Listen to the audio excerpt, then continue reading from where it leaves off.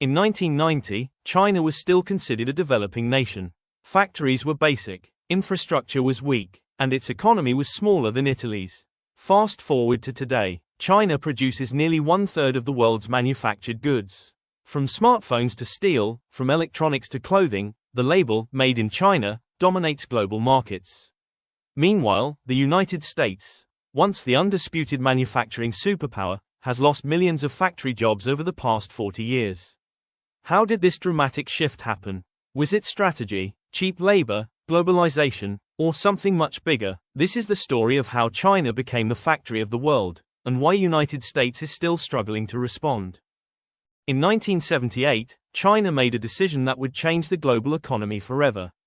Under the leadership of Deng Xiaoping, China shifted from strict central planning to market-oriented reforms. This policy was called reform and opening up. Special economic zones were created in cities like Shenzhen. Foreign companies were invited to invest. Taxes were low, labor was cheap, regulations were flexible. At that time, American companies were facing rising labor costs, environmental regulations, and union pressure. China offered something irresistible: low wages, massive workforce, government support. It was the beginning of a new economic era. During the 1990s, globalization accelerated. American corporations realized they could manufacture products in China for a fraction of the cost. Production moved overseas. Factories in states like Michigan and Ohio began to close. Between 1990 and 2000, China rapidly expanded industrial capacity. Steel production soared. Textile exports exploded. Electronics assembly grew at record speed. Then came the biggest turning point. In 2001, China joined the World Trade Organization. When China joined the WTO, global trade barriers dropped. Western companies now had easier access to Chinese manufacturing. The result? An explosion in exports. China became the world's largest exporter, the largest producer of steel, the largest manufacturer of electronics. Meanwhile, the United States experienced what economists call the China shock.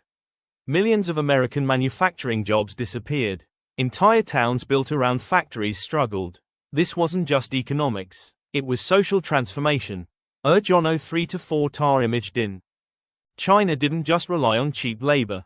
It invested heavily in infrastructure, high-speed rail, mega ports, industrial clusters, massive highways. Cities like Shenzhen transformed from fishing villages into global tech hubs. Manufacturing wasn't just cheaper, it was faster, more efficient, and supported by government policy. The US, on the other hand, invested more in finance and services. Manufacturing became less of a priority. For years, critics said China could only copy. But over time, China moved up the value chain. Companies began investing in robotics, automation, electric vehicles, semiconductors. Manufacturing became smarter. The global supply chain increasingly depended on Chinese production networks. Even American tech companies relied on Chinese factories. The United States still has advanced technology and innovation. But rebuilding manufacturing is not simple. Challenges include higher labor costs, strict environmental rules, supply chain dependence, skill gaps in workforce. Reshoring factories requires time and billions of dollars.